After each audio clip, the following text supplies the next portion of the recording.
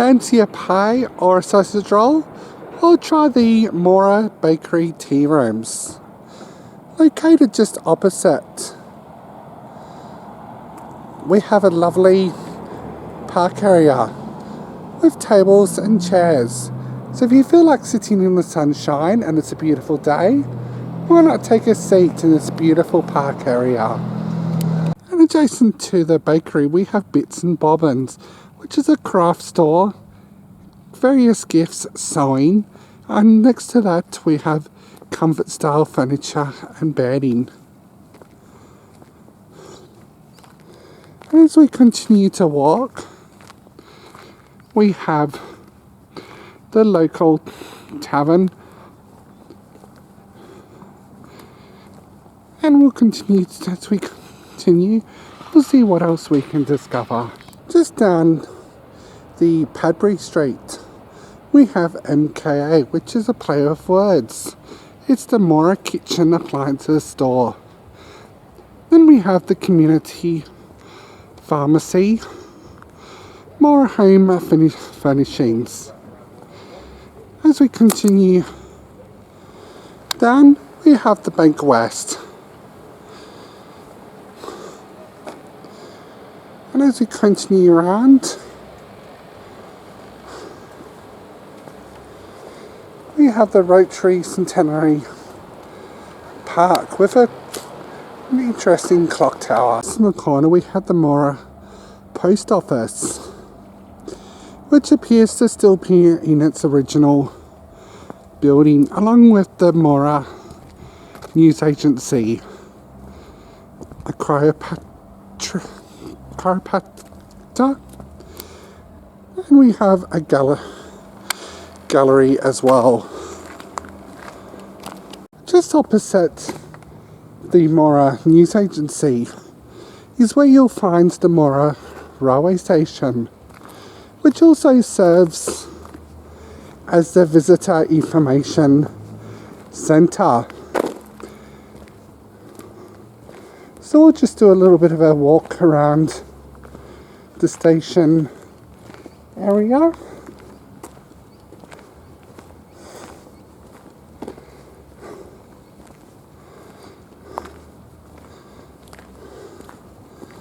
And as walking around, I've discovered this map showing the wildflower region and all the various towns, along with a map showing the town of Moora.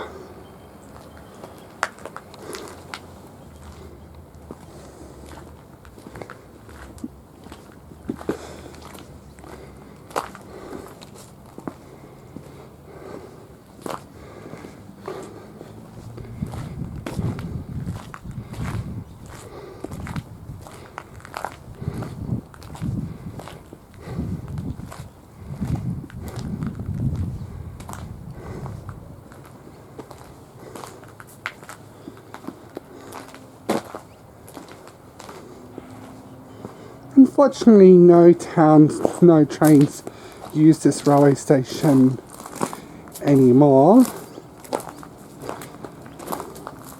Though back in the day, this area would have probably have served as your goods area, where they would be dropped off. Just near the Moora Bowling Club is this lovely shady area park,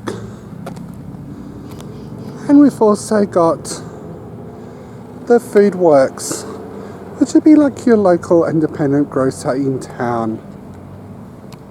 Here I've discovered a plaque representing the centenary of Moora, which was opened by Richard Court. And we'll go for a little bit of a walk around the Centenary Park and see what we can find. Here at the Centenary Park, it's a lovely little spot for a barbecue. We've also got what looks like artillery as well. And here we'll also find the area of the War Memorial. A couple little sculptures.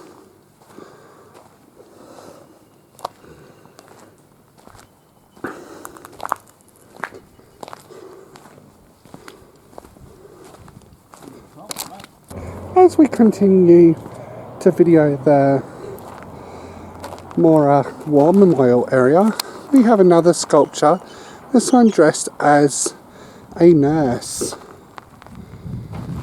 And as we continue, we have the War Memorial and also a board representing the war from 1914 to 1918, lest we forget. And if you've got, there's various names on the board as well. And then we've got the ones who served in the Second World War from the Army, the Royal Australian Navy and the Air Force, also including Korea and Vietnam and Timor.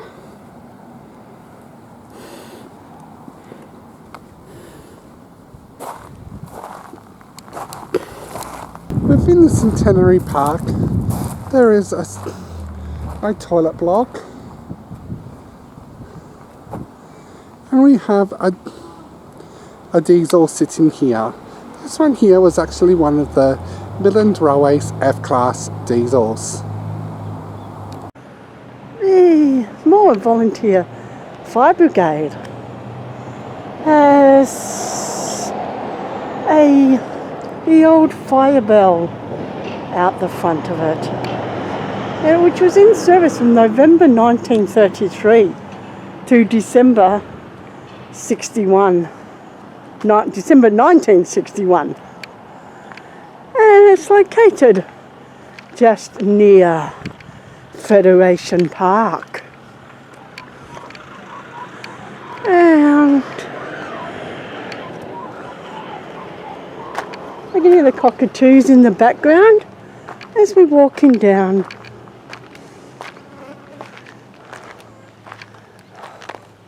Lovely painting on the outskirts of the outside, I should say, of the Fire Brigade.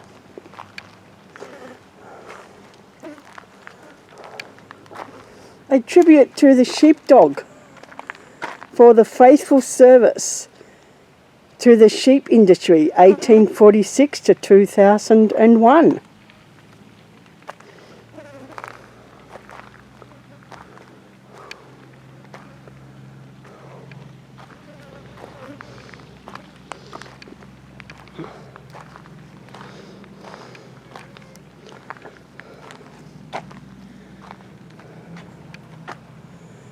It tells us about the painted road. Let's get a video of that. This horse sculpture represents the town dam as the original town dam site. This park is steeped in horse tradition. It was the only public watering point for horses, providing essential service for residents who used Moora as their railhead and business centre during the horse and cart era. As we walk back a little bit, it's called a Gentle Giant, and it's got a little bit of a tribute to the horse, recognising its tremendous contribution to the development of the Moora district. So if you've got ancestors from the Moora district, maybe just come down and have a look and see if your ancestors' names are on this little plaque. I don't know whether you can see it through the video or not. Moa Museum. which is also the Moora Historical Society Museum and Genealogy Records Office. So if you're interested, give them a call. They might be able to give you some information that you haven't got. Just walking past this little area, I come across a plaque. Used to be the CWA building, and a room was renovated to accommodate the infant health clinic from 1944 to 1956. During the war years, it was taken over for official use by the military. So, simple little building like this has got rather a good history to it. I'm just going past the Moa Museum now.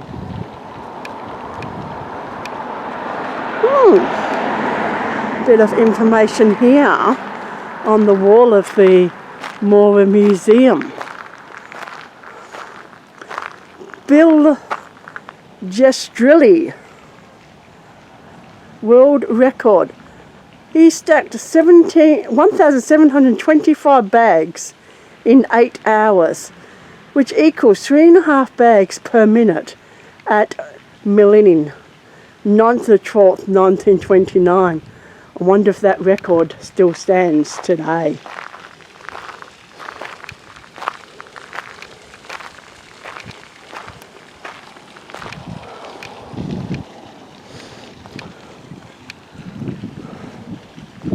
Bit more of the museum.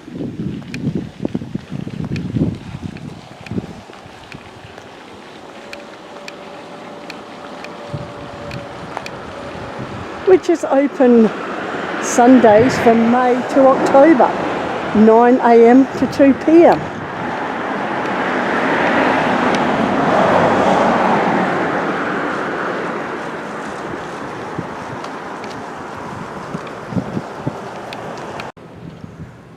As I was walking along, I discovered a little bit of a, I guess you could call it a pioneer walk.